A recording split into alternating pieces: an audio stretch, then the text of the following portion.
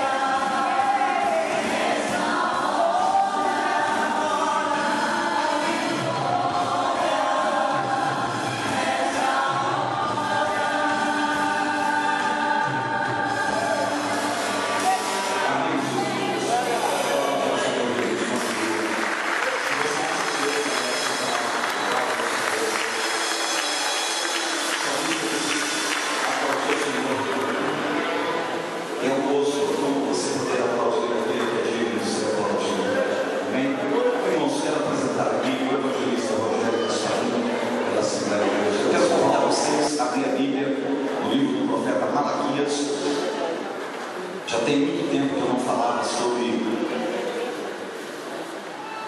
esse tema, e alguns dias eu tenho sido incomodado a falar sobre esta tão grande e valiosa aprendizagem que é Malaquias capítulo 3. Malaquias capítulo 3, versículos 10, 11 e o versículo de número 12. Amém?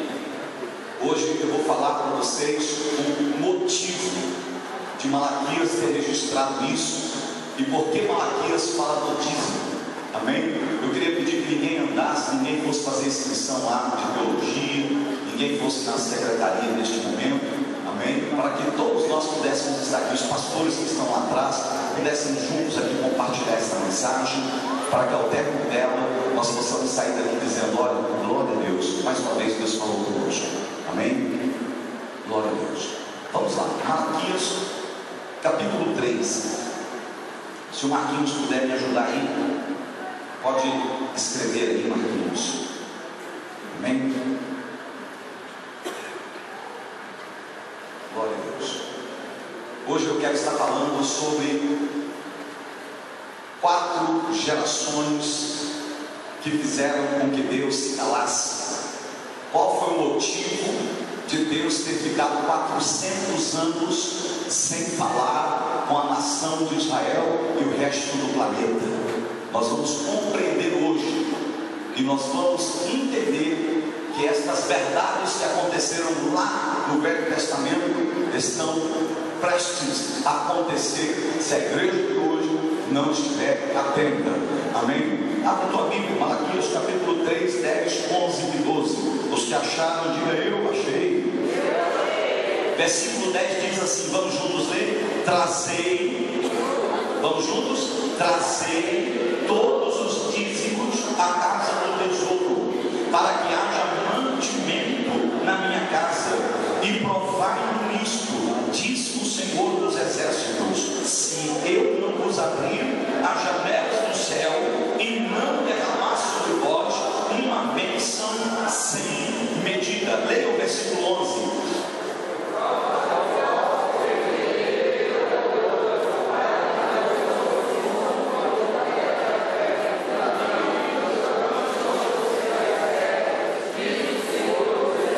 Versículo 12, com voz mais audível. Vamos lá, 12.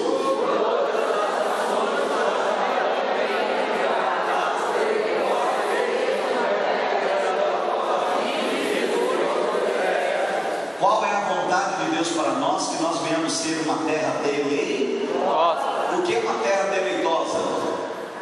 Uma terra que tudo plantar vai colher. Uma terra que tudo que plantar nela vai colher. Vai produzir. Diga para quem está do teu lado: você não pode ser menos. Você não pode ser menos do que uma terra produtiva. que uma terra produtiva. Amém, Jesus. Amém. Feche os teus olhos com os meus. Pai, nós estamos querendo ser essa terra, a terra produtiva. Nós queremos ser terra que tudo que plantar vai dar fruto. E nós queremos pedir a tua bênção sobre nós, de maneira tal que possamos nesta noite compreender a tua vontade, em nome do teu Filho Jesus. Queridos irmãos, Malaquias, ele fala essa mensagem em um período interbíblico. Ele fala essa mensagem antes do período interbíblico.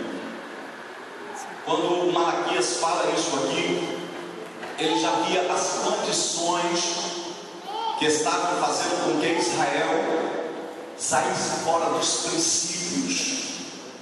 Todas as vezes que nós rompemos a aliança que é aquela que você fez sem ninguém ter posto uma arma na tua cabeça, aliança que você fez com a tua própria boca. Todas as vezes que nós rompemos uma aliança, nós geramos um efeito negativo na nossa vida. E sempre quando rompemos uma aliança, nós temos uma lembrança quando as coisas não vão bem. E todas as vezes que as coisas não vão bem na nossa vida, nós falamos: epa, em que área eu errei? Nós podemos até cauterizar nossa mente e fazer da nossa mente ela ficar vagueando e falha, e ela fazer com que ela fique cauterizada ao ponto que a nossa mente não venha querer lembrar dos nossos erros. Mas o texto é claro que diz que de que se queixará o homem? O homem se queixará dos seus próprios erros, o homem se pronunciará dos seus próprios pecados. A nação de Israel, juntamente com o resto do mundo da época, eles fizeram com que Deus por 400 anos viesse ficar calado. Tudo por quê? Porque as gerações vinham de uma após a outra, pecando e deixando pecar, brincando com a glória de Deus. Segundo Gálatas 6, versículo 7, o texto é: de Deus ninguém, de Deus ninguém. Então quem zomba de Deus não vai ficar nem em pé para contar a história, porque a vida vai cortar, a saúde vai diminuir e não terá êxito em profanar o nome de Deus. A nação de Israel, por sua vez, irmãos, eles começam agora a desfrutar da bênção e começam agora a rejeitar o abençoador. Eu não posso querer mais do que o abençoador tem para me dar do que ele mesmo. Todas as vezes, se você notar que você quer mais a bênção do que o abençoador, é como se você estivesse deixando Deus para o segundo plano. É quando você vem para a igreja só pelo que Deus tem para te oferecer e não pelo que Deus é para a sua vida. A nação de Israel, ela recebe agora uma das dádivas mais lindas de Deus. Tente imaginar você receber por herança uma terra que emana leite e... Agora, quando você recebe a terra que emana leite e mel, você cultua a imagem da escultura, você cultua bezerro de ouro, você cultua apóstolos ídolos, você cultua ao Deus de Baal, você cultua ao Deus de Azar, você cultua tudo, menos ao Deus vivo. Deus, por sua vez, olha, e Deus olha agora, chama Jesus, chama o Espírito Santo, faz uma convocação santa no céu e faz uma assembleia, e ele diz assim: olha, por 4 gerações não falarei com os homens.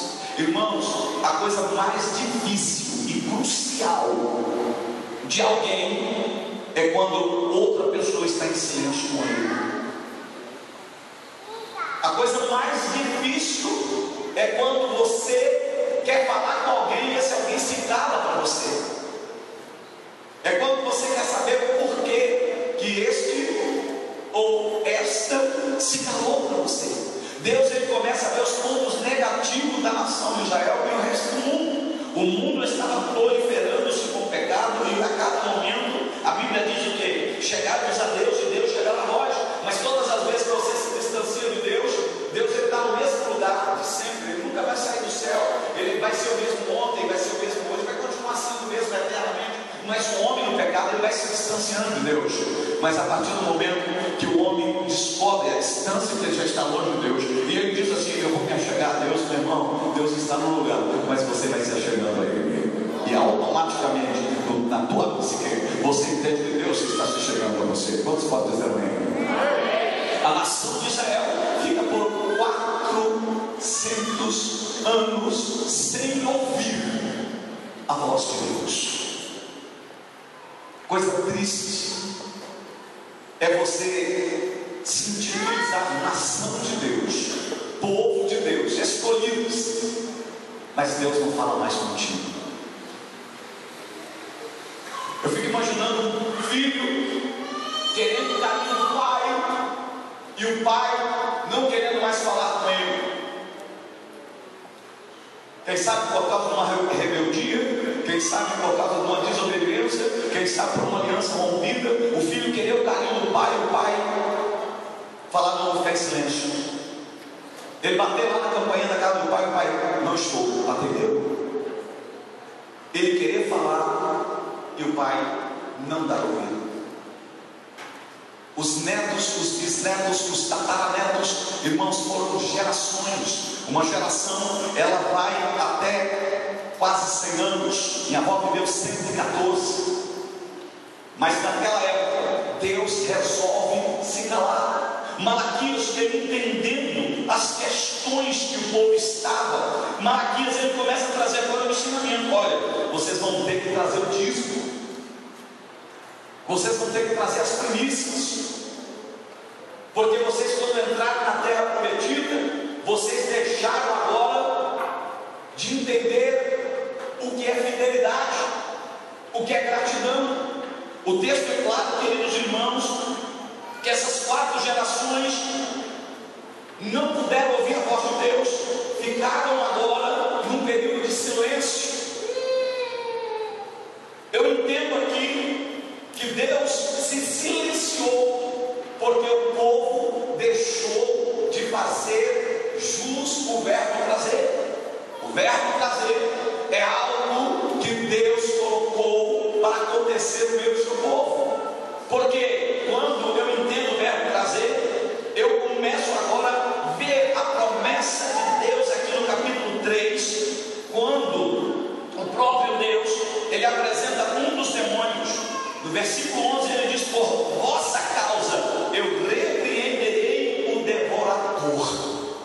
Devorador, ele está numa das características de demônios que vem devorando sentimentos, devorando espiritualidade, devorando saúde, devorando finanças, devorando tudo. Por que, pastor Valdeir? Porque eu não consigo entender o verbo trazer. O verbo trazer é eu entender que aquilo que não é meu, eu tenho que trazer até a igreja, até a tesouraria, até aonde eu congrego, porque não é meu.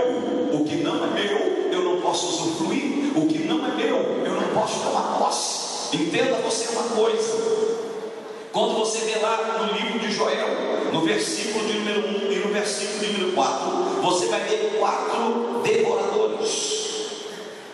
Você vai ver lá o destruidor, o cortador, o emigrador e o primeiro, que é o devorador. São 4 demônios que Deus ele dá autoridade ao crente fiel para esses serem então expulsos, para esses então serem repreendidos. Analise aí para você Joel capítulo de número 1 versículo 4. Você vai ver aí 4 demônios devoradores. O primeiro aí, você vê aí que é o cortador, o gafanhoto, cortador, o migrador, o devorador e o destruidor. Qual é o primeiro? Cortador. O segundo, migrador. O terceiro e o quarto, destruidor. Abra a tua Bíblia aí, Joel capítulo 1 versículo 4. Quem estiver em alto e bom som, leia, por favor.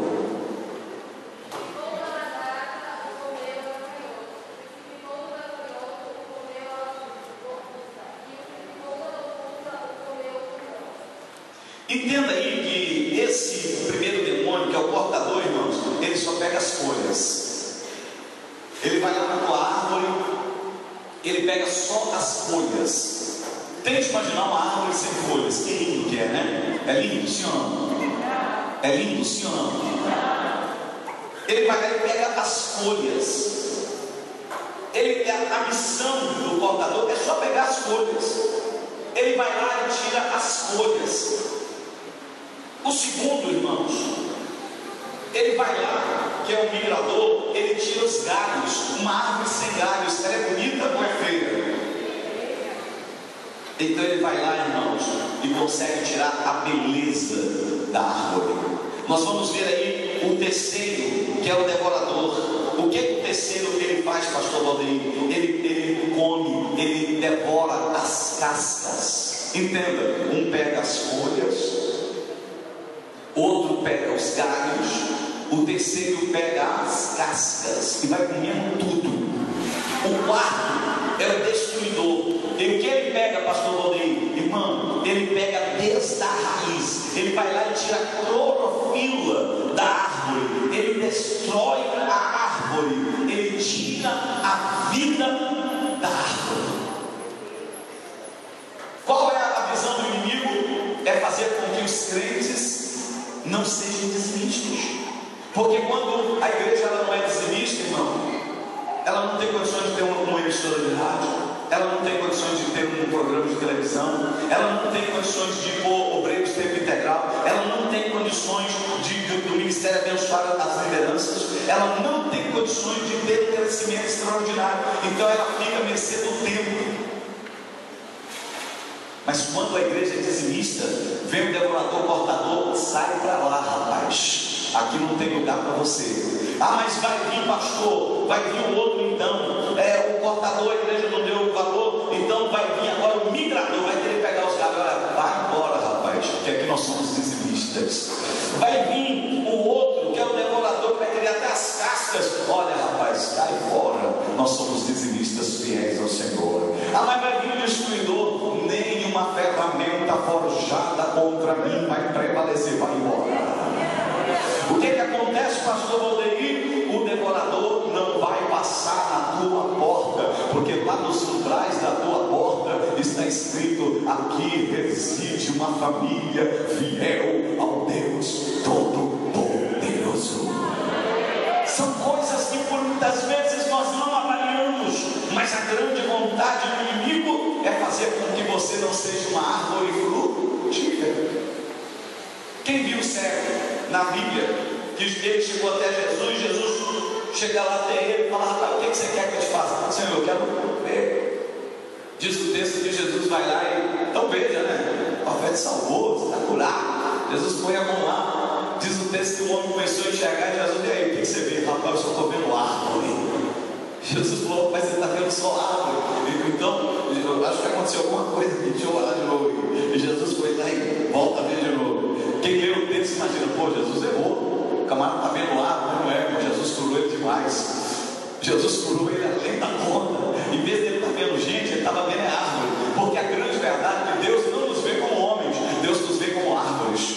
Você é uma árvore, e se você for uma árvore infrutífera, seca, sem folha, sem ramo, sem vida, sem clorofila, isso significa que a tua árvore ela não tem mais aquela vida. E quando você não tem vida, meu irmão, só vai te restar uma coisa: ser cortado, ser lançado para ser queimado. Mas eu quero louvar a Deus, porque ainda vejo aqui árvores com vida para louvor e glória ao nome de Jesus.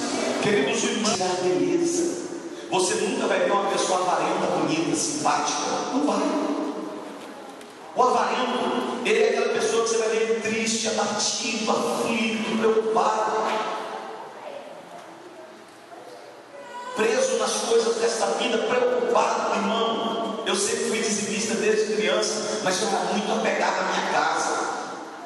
Acho que ninguém aqui tinha mais preocupação de ter uma casa própria do que eu. A Cida ia dormir, eu tinha que acordar às 5 da manhã.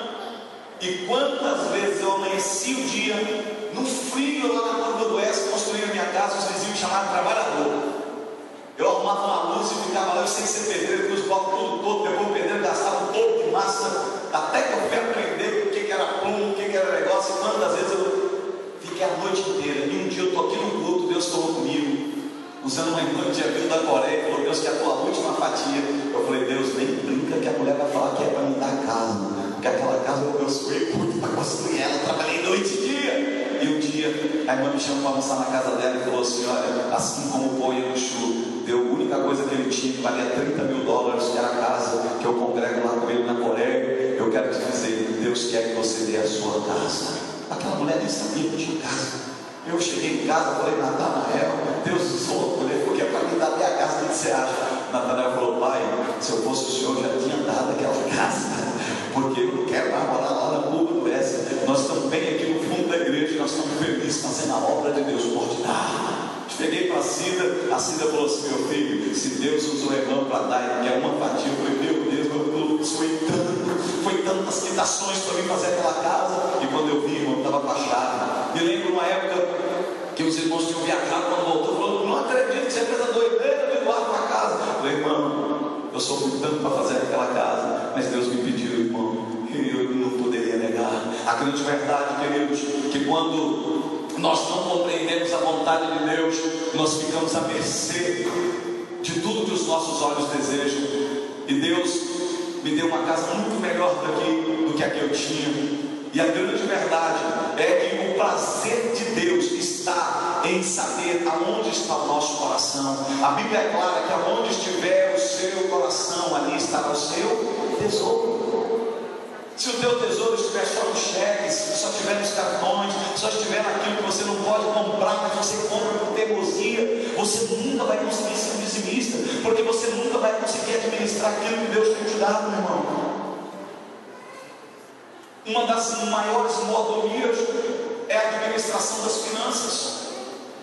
Se eu não souber administrar as minhas finanças, eu sempre serei uma pessoa super estressada, super preocupada, super triste, porque eu sempre gastarei além do que eu ganho.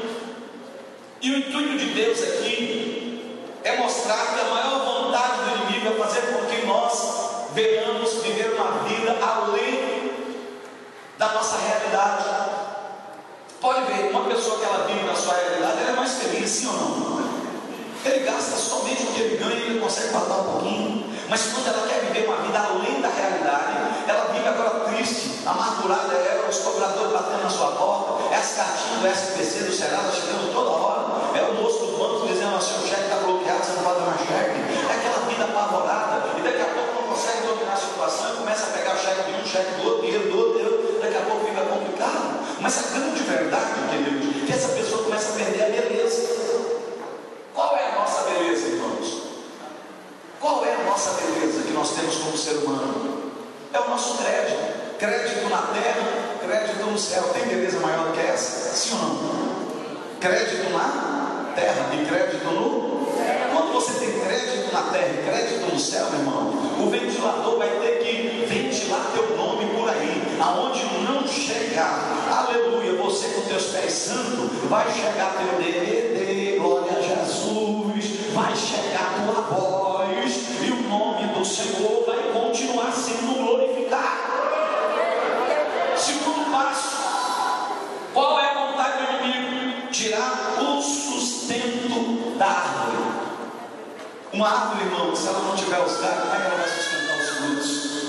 Ela tem que ter galhos. A vontade do adversário é fazer com que aquele que se diz cristão não tenha galhos, não tenha resistência.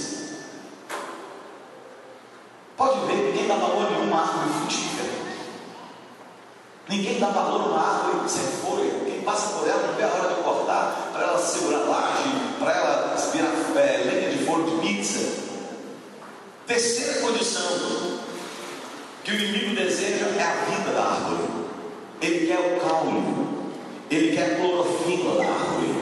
Porque a partir do momento que você ser uma árvore morta, sabe o que vai ter com você? As formigas. Pode ver, a formiga ela gosta de árvore morta, o cupim gosta de árvore morta, porque perdeu a vida. Mas quando você tem vida, meu irmão, em Cristo Jesus, quando você tem vida em Deus, você não se apega a nada desta vida, você se segura nas mãos de Deus, Deus se segura nas tuas, e você vai de vitória em vitória. Como é que está a tua vida? Minha vida está em vitória. Como é que está o teu casamento? Está em vitória. Como é que está a tua vida espiritual? Está em vitória. Deus tratou comigo, eu estou sendo tratado por Deus. Deus está me levando um relacionamento mais perto dele, mais próximo dele. Aleluia. Eu vejo aqui, irmãos, que no tempo de Joel, lá dentro do seu templo, Joel descobre uma das coisas mais interessantes. Ele descobre que quem manda o exército dos gafanhotos não é o diabo. Que isso, pastor Rodrigo? Eu pensei que era o diabo que mandava os devoradores. Não é. Quem manda o próprio devorador é Deus. Porque todas as vezes que a gente abre uma brecha, entendeu? Da fidelidade, significa que a gente ama mais as trevas do que a luz. Então, mesmo Deus que abençoa é o mesmo Deus que amaldiçoa. É só você abrir a Bíblia em Deuteronômio, capítulo 28, verso 1 ao 14. A Bíblia diz: se ouvires a voz do Senhor e atentamente seguir os mandamentos, as bênçãos te alcançarão. Mas agora você vai lá no capítulo 28, versículo 14 em diante, está dizendo que se você não atender a voz do Senhor, as maldições te alcançarão.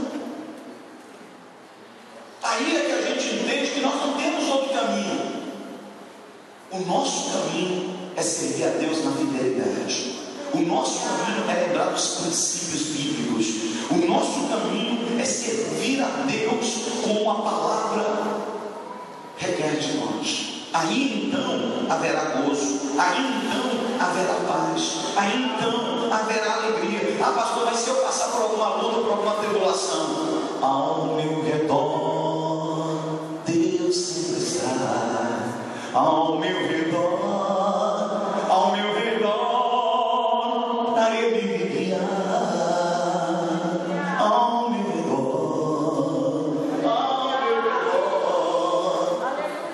redor para me guiar. Deus sempre vai estar ao seu redor. Ao derredor pode estar quem quiser, meu irmão. Se ao seu redor estiver Deus, 1000 vai cair do teu lado, 10.000 vai cair à tua direita, mas tu não será atingido. Somente com os teus olhos olharás e verás a recompensa dos ímpios. Quem são os ímpios? São aqueles que conhecem a palavra de Deus, mas todavia não as executam. Ímpio não é aquele que está lá fora do mundo, não, irmão. Ímpio é aquele que está dentro da igreja. Hoje eu conversava aqui com um irmão e ele falava comigo: pastor, tem 2 igrejas, uma que vai ficar e outra que vai subir. A igreja vai ser arrebatada de dentro da igreja.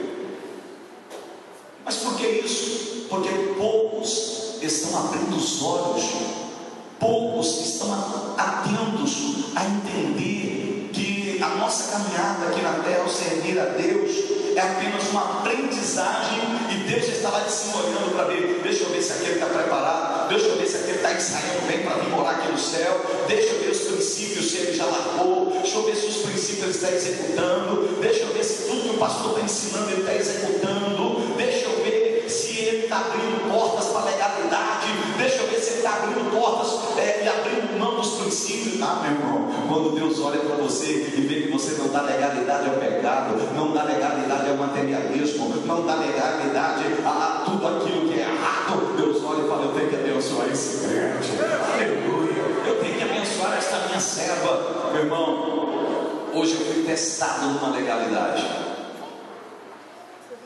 Uma pessoa me procurou e falou: pastor, é assim, assim, assim. Nesse instante o Espírito Santo falou: não aceite. E eu virei para a pessoa e falei: obrigado, pode proporcionar para outra pessoa isso que você está me oferecendo, que eu agradeço. Eu sou um cristão e tenho princípios. Irmãos, não demorou 10 minutos, a pessoa me ligou pedindo perdão. Quantas vezes você é testado na tua legalidade? Quantas vezes você é testado naquilo que aparentemente não tem problema nenhum? Quantas vezes você é testado em coisas que ninguém está vendo, o teu melhor amigo não está vendo, só que os olhos de Deus estão com chama de fogo te vendo, meu irmão. Isso está impedindo a tua provisão, está impedindo a tua prosperidade, está impedindo a tua projeção. Muitas vezes Deus quer fazer você ser projetado para algo maior. Não te importa se as coisas vão acontecer lentamente, não te importa se as coisas estão acontecendo muito lentas. Espera Deus, um dia você vai parar e vai falar: bem, o pastor voltei trazendo aqueles cultos de ensino, verdades sobre princípios, sobre legalidades. Quando você dá legalidade ao pecado, o pecado toma conta de você, e depois você não consegue mais sentir o que era antes, quando você estava no seu primeiro amor, quando você respeitava princípios. A Bíblia é um manual que não é para ficar guardado debaixo do braço nem lá no instante, onde nós lemos tudo menos a Bíblia, irmão. Bíblia é Bíblia, e o resto é revista Veja. Eu tenho, irmãos, aproximadamente uns 3.000 livros. Alguém me pergunta: pastor, qual é o melhor livro que o senhor me indica? A Bíblia. Pastor, qual é o melhor dicionário que o senhor me indica? A Bíblia. Qual o maior sermonário? A Bíblia. Existem momentos que as pessoas estão abrindo mão da Bíblia, abrindo mão da palavra de Deus. Mas a partir do momento que você fala assim: não, eu vou ler Bíblia, eu vou ler Bíblia. Eu fiz um propósito, falei: Deus, esse ano eu quero ler a Bíblia 2 vezes, e eu quero, antes de virar o ano, estar inteirando a 3ª vez. Propósitos. Deus, eu quero ser um crente fiel ao Senhor em todas as áreas da minha vida. Eu não vou dar legalidade a tudo que não foi, meu irmão, te prepara. Você vai pôr a mão na cabeça das pessoas, endemoniado, não vai ficar enrustido, maquiado, não vai.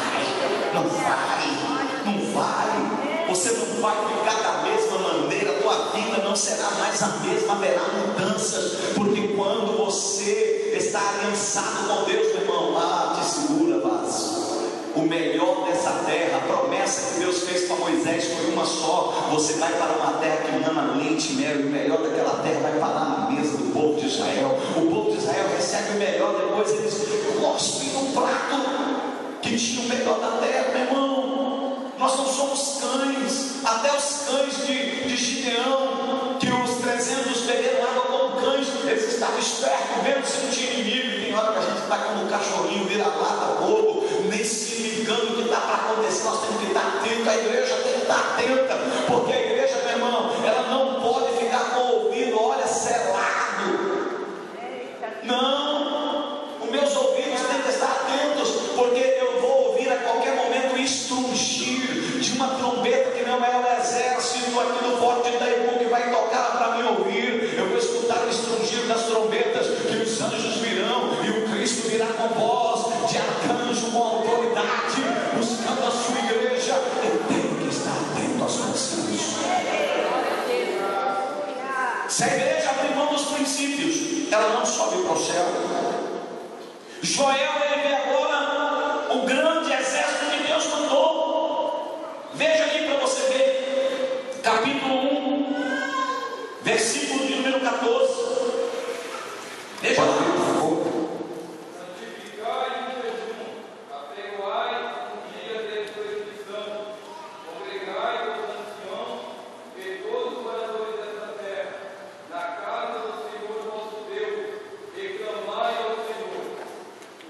Versículo 15 diz: que dia?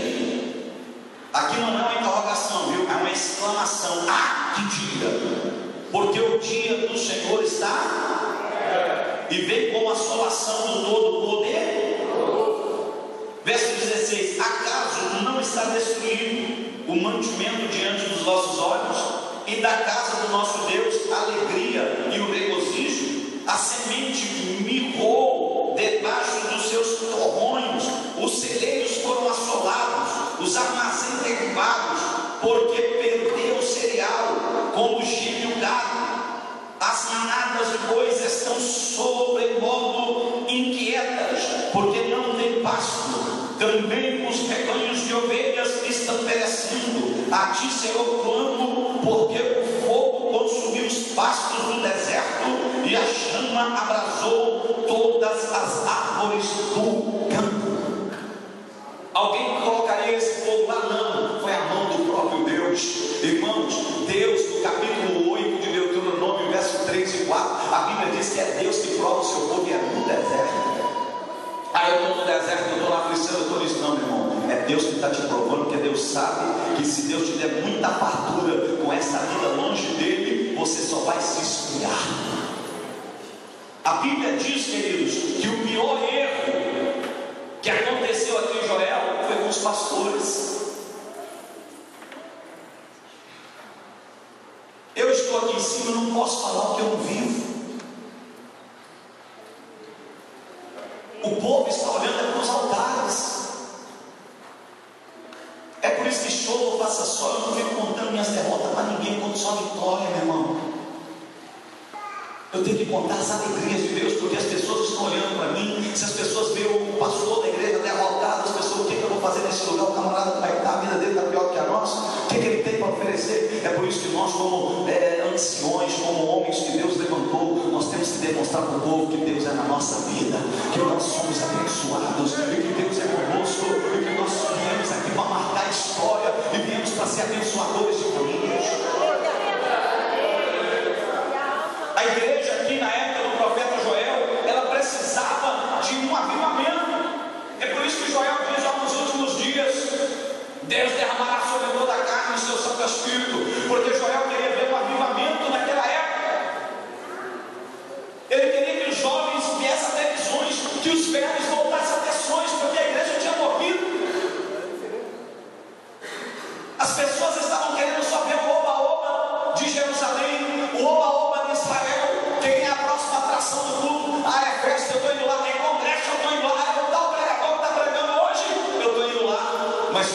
pastor da igreja local dando ensino, os bancos vazios, a igreja vazia. Esvaziaram-se os templos na época do profeta Joel. O esvaziamento da igreja significa que as pessoas não estão dando a mínima. Não é para o pastor, não é para a liderança, e sim a Deus.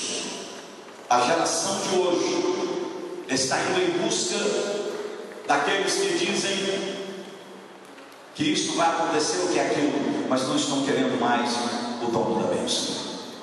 A partir do momento que nós nos apostatarmos das questões da adoração, nós estaremos nos ajudando ao que a sociedade, o que o sistema está querendo introduzir para a história da igreja. Mas enquanto houver, aleluia, profetas que ainda não se dobram, aleluia, enquanto houver profetas, aleluia, que não são profetas de aluguel, ainda enquanto houver homens e mulheres de Deus que não negociam a sua fé, aleluia, o sistema vai ter que dobrar o joelho, o sistema vai ter que entender que existe um Deus que nos chamou pelo nosso nome, existe um Deus que nos nomeou, existe um Deus que nos santificou para o seu louvor e para a sua glória. Queridos irmãos, quando eu começo a ver aqui que foi Deus que mandou o seu exército, versículo 14: prolongai o jejum, convocai uma assembléia solene, congregai os anciões, todos os moradores da terra, para a casa do Senhor vosso Deus, clamai ao Senhor. O que significa? Os anciões estavam desapercebidos. Irmão, fique todo mundo desapercebido. Os anciões não podem ficar desapercebidos. A liderança não pode ficar desapercebida, porque enquanto você está com o cabelo branco brincando com a glória de Deus, sabe o que acontece? Deus olha para você e fala: está zombando de mim, não. Quantas experiências esse homem de cabelo branco tem? Quantas experiências esse ancião tem e ainda não quer fazer a minha obra? Deus muda de interesse rapidinho. O texto aqui de Joel era: chamai um jejum. Eu quero esse povo de barriga vazia, eu quero esse povo de bule frio, eu quero esse povo de fogão apagado, eu quero esse povo em jejum. Eu quero esse povo com extensão de tudo que agrada o ventre deles, e eu quero eles agora com o ventre espiritual aberto, e eu quero encher eles com a minha glória. Então, qual era a vontade de Deus? Que reúna os anciões. Eu não quero menino, eu não quero jovem, eu quero os anciões. Sabe o que Deus queria falar? Eu quero saber o porquê que esse povo maduro, que me conhece e conhece a minha glória e o meu poder, está distanciando da minha presença. Porque, irmão, se Deus chamar em primeiro lugar as pessoas de idade, os jovens vêm correndo. Sabe por quê? Nós somos o exemplo dessa geração. Pegue na mão do seu irmão e diga assim: nós somos o exemplo. Se nós não formos referência, eles não vão ter em quem se espelhar.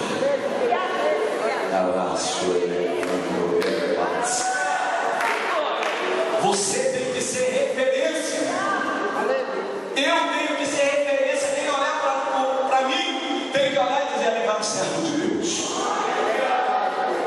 Ali vai uma serva de Deus. Até o diabo, como aquela mulher de Fiona falou: ali vai, ó, dois servos do Deus Altíssimo. Por vários dias o diabo dizia: ali vai dois servos de Deus. Paulo, quero nem saber, a gente vai apanhar, vai dar um cacete tremendo, vamos apanhar, vamos prender, vamos pôr cadeia no nosso pescoço, nos nossos pés, vamos apanhar até não querer mais, porque eu vou lá repreender esse cão, eu vou, Satanás sai dela. Irmão, nunca mais teve jogo de loteria, a de Fiona não teve mais, mas Paulo ganhou um couro tão grande, que ele falou: que eu apanho, eu não vou deixar esse demônio brincar com Deus a qual chego, porque ele sabia que ali era um demônio falando. Irmão, até o diabo sabe quem somos nós. O texto é interessante, porque quando você começar a ver que dentro de você o tempo está apagando as marcas daquele cristão fervoroso, alguma coisa está errada. Os primeiros que começaram a abandonar o tempo aqui foram os pastores. Quando você vê aqui que era para chamar uma assembleia, e era para congregar primeiro os anciões, e depois, é interessante o texto aqui, que depois dos anciões, você vai ver aí na Bíblia, só uma vírgula, significa que finaliza o texto. E depois ele diz, depois que chamar os anciões, chame todos os moradores. Porque depois que Deus trata com a liderança da igreja, pode abrir as portas, porque vai voltar a igreja, vai ter pessoas querendo Deus. Meu irmão, ontem nós tivemos um culto aqui tão cheio da graça, que eu falei, meu Deus, está parecendo um congresso. Quem estava aqui na sede ontem? Não tinha mais gente que nos últimos domingos, sim ou não? O que eu comecei a ver? Eu comecei a levar a igreja aqui a ser tratada. Eu comecei a levar a igreja aqui para o discipulado. Eu comecei a levar os irmãos aqui, nós temos que renunciar ao pecado. Eu comecei a mostrar aqui para os irmãos que nós temos que renunciar àquilo que está tirando a nossa comunhão com Deus. E uma igreja começou com mais gente. Pessoas que estavam há tempo sem vir, começou a vir de novo, sabe por quê? Sabe qual é o resultado que está chegando lá? Ó, os cultos estão uma bênção. Ó, Deus está operando. O Raimundo veio falar comigo hoje, falou, pastor, minha esposa só fala que Deus está abençoando os cultos. Minha esposa chega lá em casa e fala, olha, o culto foi uma bênção hoje, Deus falou conosco hoje. Eu e o Raimundo, nós oramos aqui hoje, sentimos a glória de Deus aqui agora no finalzinho da tarde, né, Raimundo? Foi tão gostoso, porque, irmãos, quando você tem amor pelas almas, quando você tem amor pelo seu irmão, você chora com o teu irmão, você sente a presença de Deus, e a notícia que chega lá na casa das pessoas é, Deus está operando na vida da igreja. Aleluia! Não pede para Deus avivar mais a igreja, não, porque o pastor Moisés explicou aqui que avivamento é para a igreja que já morreu. Se a tua igreja está viva, meu irmão, fala, Deus, abençoa mais. Oh, glória a Deus. Queridos irmãos, quando eu vejo aqui que tudo começa aqui no púlpito, que não adianta pregar para o povo se eu ainda não vivo o que eu estou pregando. Como é gostoso quando você vê aqui o meu pastor pregar sobre fidelidade, você pode colocar ele numa balança e falar, olha, de 0 a 10, ele pode falar porque ele é fiel no que ele está falando. Que bonito quando você tem legalidade com a fidelidade, com temor a Deus, com obediência, com a vida no altar. São verdades que ninguém vai tirar de você. São privilégios que Deus vai olhar e vai te ter como um príncipe aqui na terra. É interessante, querido, que existem coisas que inibem a proliferação do gafanhoto. Você sabia disso? Existem coisas que inibem a proliferação do gafanhoto. Se você entrar lá no Google, lá na internet, porque a internet hoje é o dicionário para todas as pesquisas, ou então você quiser pegar algum livro que fala sobre o gafanhoto, você vai descobrir que a única coisa que impede o gafanhoto é o fogo. Você não vai ver gafanhoto no alto verão. Você já viu? Quando o sol está em mais de 50 graus, 52 graus, você já viu o gafanhoto no alto verão? Não. O gafanhoto aparece no momento do inverno. É por isso que na pesquisa que eu fui fazer, quando Joel ele traz esse sentimento de um avivamento para Israel, eu notei que Israel estava dormindo, que Israel estava passando um período de sonolência. Eu entendi que era momento de frio, então eu descobri que durante o dia, na região do deserto, o sol chega a mais de 50 graus e à noite chega a menos 5 graus. Então o gafanhoto foi mandado por Deus durante os momentos noturnos, nos momentos da madrugada, nos momentos em que eles dormiam. A lavoura estava pronta para colher no outro dia. Quando iam acordar, estava tudo comido, tudo devorado, porque o gafanhoto vem na hora da friagem. Isso significa o quê? Que na tua frieza espiritual é a hora que o gafanhoto te pega, porque ele sabe que você está no período de sonolência, você está no período de invernação. Você quer invernar, você quer ficar urso lá invernando, você quer ficar dentro lá no teu cantinho, comer, beber e dormir, estar na bênção. Para quem ir para a igreja, para quem ir para o culto de ensino, para quem ir para a escola dominical, para quem ir para o monte, para quem orar, para quem jejuar. Eu estou abençoado, eu tenho tudo. Vai orar quem não tem nada, vai orar quem não conquistou nada. Momento de inverno, momento de frieza. Mas meu irmão, o gafanhoto, ele não entra aonde tem fogo. As asas dele, do gafanhoto, elas são bem inflamáveis, e ele sabe que aonde tem temperatura alta, as asas se ressecam e ela perde a elasticidade. daqui a pouco elas se arrebentam e ele cai. Então o gafanhoto, ele só atua em lugares frios, em lugares úmidos. Mas aonde houver uma igreja cheia do Espírito Santo, que ainda tem fogo nesta igreja, aleluia, o devorador não chega, o devorador não toca, porque ainda tem crente dentro desta igreja que jejua e que ora e que quer ver a presença de Deus. Levítico 6:13 diz: o fogo arderá continuamente sobre o altar e não se apagará. É por isso que eu tenho que viver no altar de Deus, é por isso que eu tenho que viver na presença de Deus, é por isso que eu tenho que viver com a legalidade com o fogo, porque aonde há fogo não tem gafanhoto. Aleluia!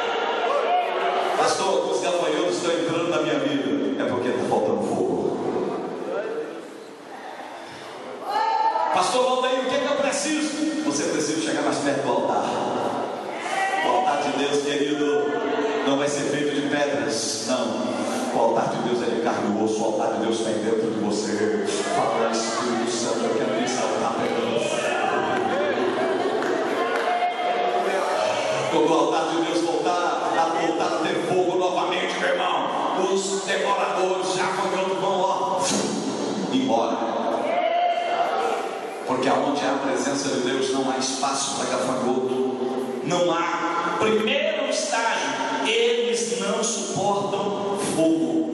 Quando eles veem o fogo, irmão, sabe o que os gafanhotos fazem quando eles veem o fogo? Eles mudam de rota. Gafanhoto não suporta fogo, ele muda de rota.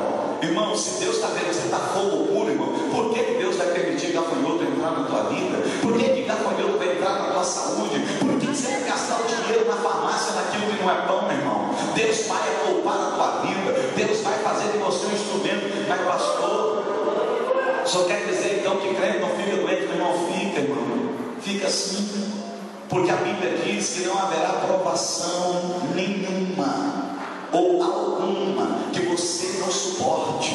Se você suportar a provação que vier, sai ela vem do Senhor. Pastor, não estou suportando, então não vem de Deus.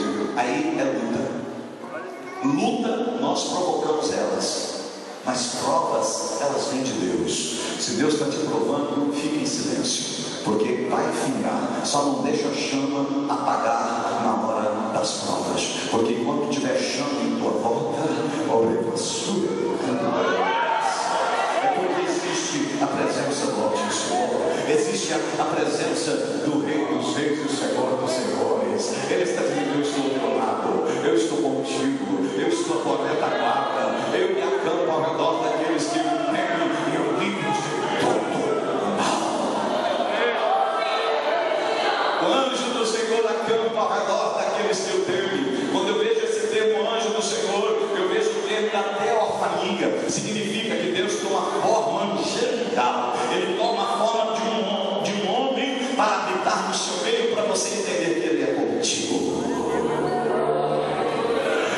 Oh, aleluia. Sabe aquela luta que você está, sabe aquela provação que você está passando, que dá vontade de falar em língua estranha? Aí você já sabe, não tem problema não, eu sei, eu vou vencer, Deus está comigo. Sabe aquela provação que você ainda está chorando da presença de Deus, quando lembra da presença de Deus ao teu lado? Aleluia, segura. Damares teve razão quando ela cantou, né? Quando ela canta pelo Brasil afora, e quando ela diz, né, quem te viu na hora da provação. Ela não canta quem te viu na luta, não, ela canta quem te viu na prova e não te ajudou. Mas se arrepende mesmo, sabe por quê? Porque na prova, meu irmão, Deus está ao teu lado. Deus está ao teu lado. Quantas provas nós passamos e ninguém nos ajuda? Parece que o povo esquece da gente, mas vai esquecer mesmo, porque aquele Todo-Poderoso, Ele não se esqueceu. Ainda que a sua mãe, que te amamentou no seu próprio peito, esqueça, eu, Senhor, eu me esqueço de ti. Deus não esquece. Os aspectos importantes, irmãos, sobre o dízimo. O dízimo é um princípio. O dízimo é um princípio que tem que ser respeitado, porque o dízimo, ele foi estabelecido por Deus. Eu me lembro lá em casa, Natanael bem criança, né? Natanael, eu dava R$1 para eles, e esse R$1 era alegria. Só que a tristeza era que eu falava só o seguinte: Eu era dirigente da igreja e eu ficava igual Jesus, né? Eu ficava lá pertinho da sala. Eu ficava assim para ver se o envelopezinho dos 3 ia vir por 10 centavos cada um. E quando eu vi o envelope de 10 centavos, eu falava, agora eu vou botar mais R$1. Natanael mais sabido, falava, pai, você vale R$1, já era, agora tem que ser 5, tem que ser 10. Eu falei, então tá bom, glória a Deus. Mas eles foram fiéis. Hoje, eu vejo a Naela fazendo estágio. E o estágio não é muito, porque ela fez carro de motorista e tal, as coisinhas dela. Mas todo mês aqui o envelopezinho dela diz, glória a Deus, tudo que eu ensinei, valeu. Irmãos, quando foi agora, a prefeitura renovou o contrato do estágio dela por 2 anos. Falei, glória a Deus. E eu falei, Naela, viu, isso são princípios. Houve uma legalidade, você foi fiel ao Senhor durante todos os meses do seu estágio. E quando é agora, todo mundo falou, e o pastor vai ser perseguido, que o pastor foi candidato aí na oposição, irmão, não foi candidato a nada, só tem o apoio. Mas lá, irmão, está a bênção de Deus, sabe por que nós somos dizimistas? Então a Bíblia diz, a porta de Deus abre, ninguém pode fechar. Existe um princípio de legalidade na bênção de Deus. Eu vejo Deus abençoar meus filhos, e por vezes eu vejo Deus abençoar eles até mais financeiramente que a mim. Mas a grande verdade é que são princípios. E quando eu vejo eles sendo abençoados, eu fico feliz, porque eu vejo que em todo o tempo eles têm sido fiéis. Então existe um propósito de Deus. A questão do dízimo, que é estabelecido por Deus, no hebraico, irmãos, é mazé. Ao mesmo instante, é dexat, que no hebraico quer dizer 10% de tudo que eu ganho. O dízimo, queridos, é uma forma de adorar a Deus. Porque adorar a Deus com a minha boca é tão fácil. Eu te louvarei, Senhor. Mas quando Deus fala assim, agora eu quero ver você me louvar com as suas finanças, com aquilo que você suou para ganhar, aquilo que você batalhou para ganhar o mês inteiro, aquilo que você fez hora extra, aquilo que, poxa, aí é hora que Deus quer ver. Aquilo que foi suado, aquilo que houve um sofrimento para você ganhar, aí Deus quer ver quantos são provados nas finanças. Você está entendendo? Então quer dizer, o dízimo é mazé. Diga comigo, mazé. Mazé no hebraico, irmãos, é o mesmo que dexat, é 10% de tudo que eu ganhar. O dízimo é uma forma de adorar a Deus. O dízimo ele não é sobra, o dízimo é primícia. E ele não via o que eu estava falando para ele, eu estava vendo mais qualidades do que ele trabalha, do que ele. E ele falou, pastor, como vencer? Eu falei, você vai pegar uma caderneta, faça como eu prego, eu viajo, vendo meu material, mas tudo que eu faço, eu anoto, ganhei tanto hoje, veio tanto para mim. E eu venho aqui na tesouraria, e por vezes eu passo lá no banco de deposito. Eu falei, irmão, faça isso. Pega o nome da conta da igreja. Se o que você vai dar, alguém vai contar, vai ver que você ganha bem, vai lá, irmão, vai com a conta da igreja.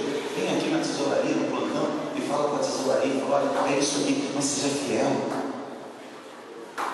Dízimo é gratidão.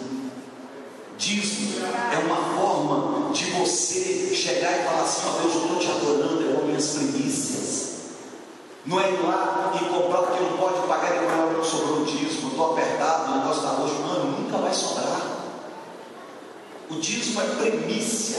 Receber o pagamento antes de pagar qualquer conta é algo que não é teu, é do Senhor. Você vai ver aí que o dízimo não é sobra.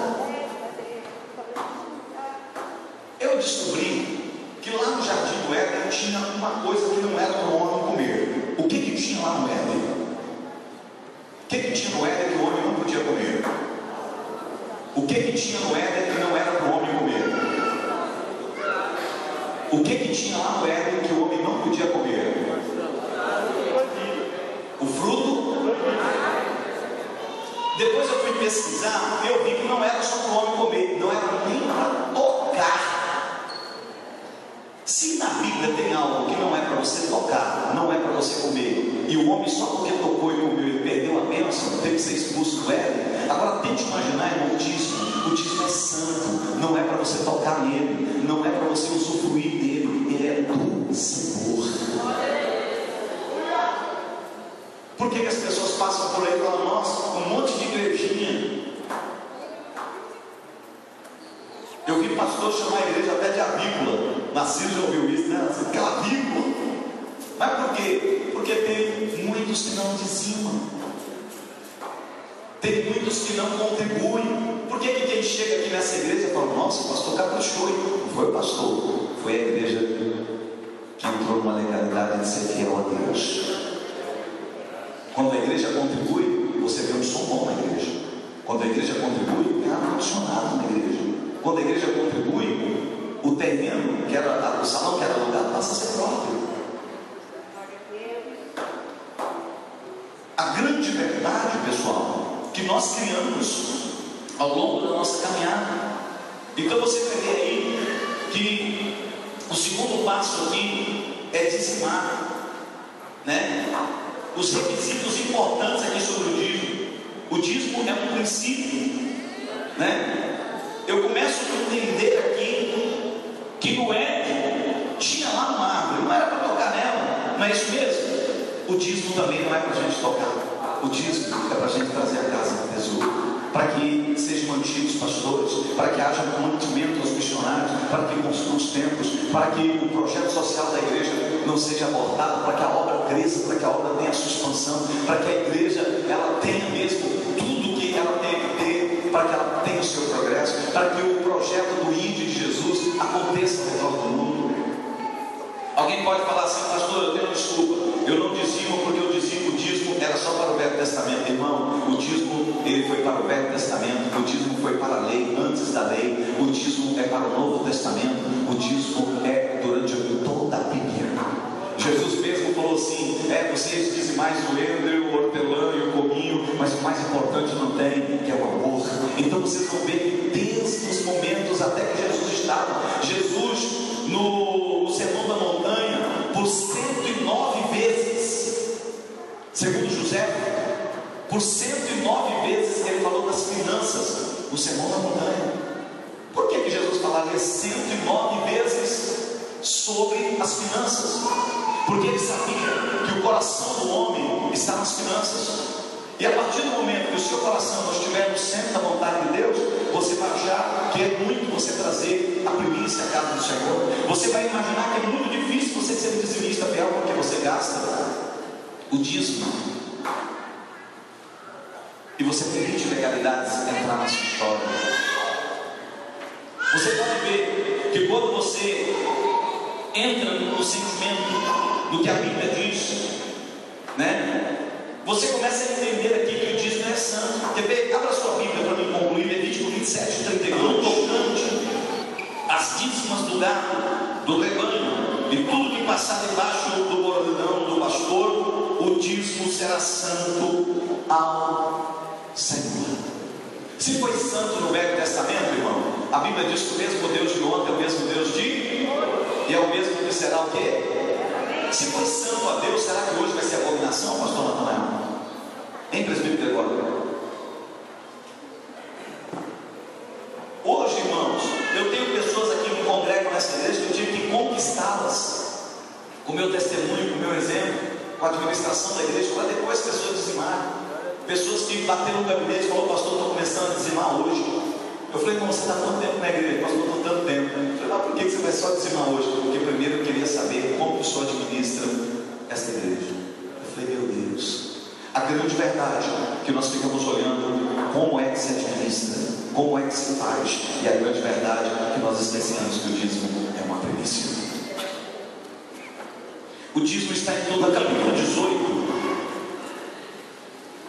Você vai ver aí os danitas buscando herança maior.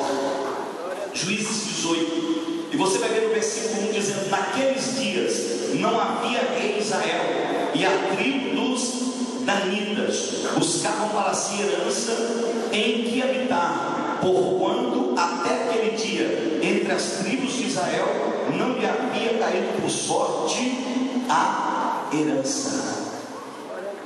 A grande verdade é que nós temos heranças da parte de Deus, mas todas as vezes, irmãos, que nós buscamos aquilo que nós não temos por direito, porque quem acredita na lei do dar e receber de Deus? Quem acredita na lei da reciprocidade? Como que eu vou reivindicar pegar uma herança se eu nunca semeei essa herança? Eu só posso colher aquilo que antes eu semeei. Então quer dizer, os irmãos vão ver que os danitas buscando essa herança maior. Irmãos, o maior de Deus, a surpresa de Deus, ela está reservada em odres, as suas excelências, para aquele que assim tem semeado. Então acredite que o que Deus tem para a minha vida, para a sua vida, é além do que você possa imaginar. Amém? Vamos aí então no capítulo 6 de Juízes, versículo de número 18 e 19. 6, 18 e 19. Olha só: rogo-te que daqui te apartes, até que eu volte e traga a minha oferta e deponha perante ti. E respondeu ele: esperarei até que volte. Entrou Gideão, preparou um cabrito, bolos astos de efa de farinha, carne, pôs no cesto de caldo, numa panela, e trouxe até debaixo do carvalho, e lhe apresentou. Porém o anjo de Deus lhe disse: toma a carne, os bolos astos, põe sobre esta penha, derrama-lhes por cima o caldo. E assim fez, e estabeleceu o anjo do Senhor a ponta do cajado que trazia na mão, e tocou na carne dos bolos astos. Então subiu o fogo da penha, consumiu a carne dos bolos, e o anjo do Senhor desapareceu da sua presença. Analise aqui que Deus pede para Gideão uma oferta. Então aprenda que todas as vezes que nós entendemos que o dízimo é uma ordenança, o dízimo é uma forma de adorarmos a Deus. Amém? E você vai ver aqui que a minha forma de adorar a Deus, por intermédio do dízimo, é uma forma de fidelidade. O dízimo é a minha fidelidade a Deus. Agora a oferta, ela passa a ser a minha gratidão a Deus. Eu estou grato com Deus, eu estou agradecido por Deus. A igreja que eu congrego tem luz para pagar, tem imposto para pagar, tem despesas, tem um crescimento. Eu tenho que ser fiel, porque Deus tem me abençoado. Então quer dizer, quando você faz jus das bênçãos de Deus, meu irmão, Deus não vai te abençoar mais do que você já é abençoado. Os bens, o carro, a casa, são conquistas. Quer ver? Abra a Bíblia em Efésios 1:3. Você vai ver que você já é abençoado em Cristo Jesus antes da fundação do mundo.